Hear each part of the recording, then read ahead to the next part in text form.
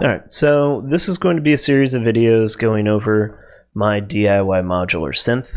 It's going to be a series of videos going over why I chose different circuits, what modifications I made to those circuits, and occasionally circuits that I designed myself. For most of them, it's not going to be how-tos. I'm not going to be going in detail exactly how to build it, what components to put where, and those different bits and pieces. For most of these, that's already been covered much better than I can do. So I will be putting links to those, and I will put some links to some alternatives that I considered for some pieces. But for the most part, it's just going to be thoughts that I had while I was picking the circuit, difficulties I ran into, stuff like that. So the first part, this part, is going to be going over the oscillators that I use in my setup. So let's get to it. Alright, the first piece we're going to talk about in the modular synth is the oscillator. I have two of them right here on the very left hand side of this first rack. It's a AS3340 based oscillator. This one is based off the design on Look Mum No Computer, which anyone who found their way here probably already knows about. So the first output that we're going to look at is the triangle wave. You can see on the oscillator, nice triangle wave.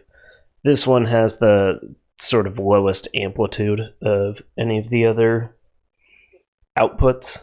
Sounds something like this.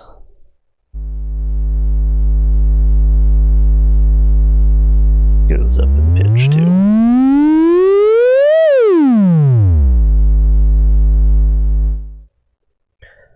The main reason that I chose the AS3340, because it's an expensive chip. It's a $6 chip, and only goes up from there. There's other versions that are more expensive. 3340 is a simple to work with chip. You don't have to worry about temperature control. It does it all for you. The other thing you don't have to worry about is linear to exponential conversion. Already, just right out of the box, it's a 1 volt per octave chip. So the CV input is going to track on a 1 volt per octave scale. And you can see the pitch go up. It increases the frequency of the wave here on the scope. The sawtooth output, standard saw wave, a little bit of a curve here. Sounds something like this.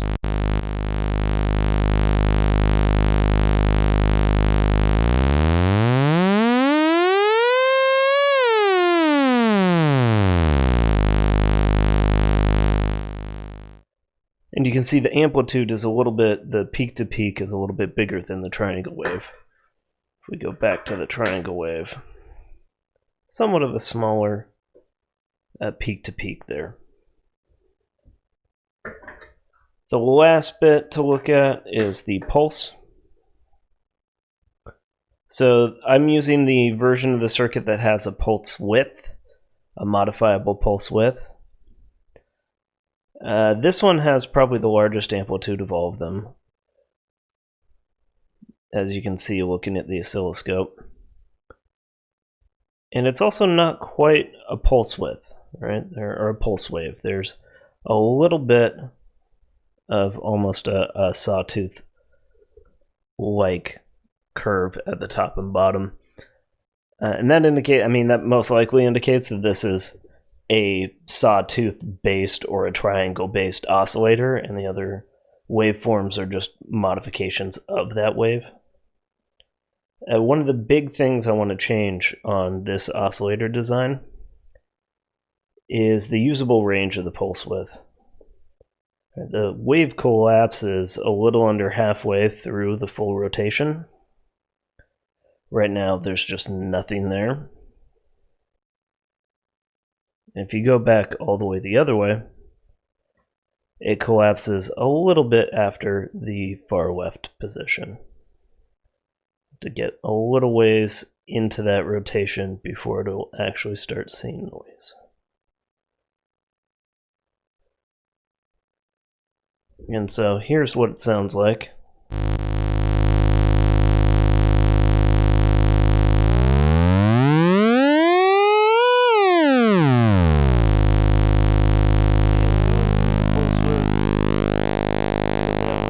Collapses.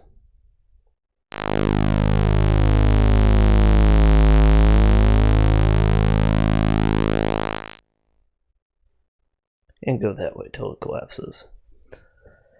So I like the sound of the square wave on this oscillator, but I do want a more usable pulse width. That's one of the modifications I'll be making in the near future, or for my next set of oscillators, which will be when I make the next rack in another week or two. Later on, after we go over some more modules, show you what the CV range looks like, how that's adjusted. We'll actually pull this off and out of the rack and look at the trim pots and the actual strip board layout to see how we can change the CV coming in. So other than the pulse width, the other thing I want to modify of this design is I want a fine-tune knob for the pitch. I don't want the kind of octave like rotary switch. I find those a little too restricting, but I do want a coarse and fine. So those are the two oscillators I'm currently using in this setup. At some point in the near future, I will be doing a video on modifying this design and actually going through the process of figuring out how to find the usable range of the pulse width, all those kind of things. Yeah. So, oscillator. So that was oscillators. The AS3340 is definitely worth it at $6 a pop. If you buy more than 10 off, say, like Electric Druid or most other websites. Electric Druid's the only place that I've really found these at a consistent, reasonable price. I'll post a link to it down below. I've just always wanted to do that. It's worth it to not have to find matching transistors to whatever you're using, and not having to try to thermally bond those transistors in a way that's going to really help you out. So if you wanted to find a chip with matched transistors on it, that's going to cost you like 2 to 3 times as much, or the same amount as in the best case scenario, the same amount as a 3340. So if you need those matched transistors for other projects and can order them in bulk, I mean, go for it. But the 3340 is just so easy to work with that I'd highly recommend it. I will be making a CMOS based oscillator that is just ramp or sawtooth, whatever you want to call it, and pulse. And I'll be doing a full build on that sometime in the future. That'll be after we go through all of the different pieces of my modular setup. So that'll be a later video, and then you'll get to see how I make my stencils, how I actually make the board sped up, but you'll still get to see that board process. And I'll go through like creating layouts, things like that based on schematics. So we'll go through all that kind of stuff in a later video.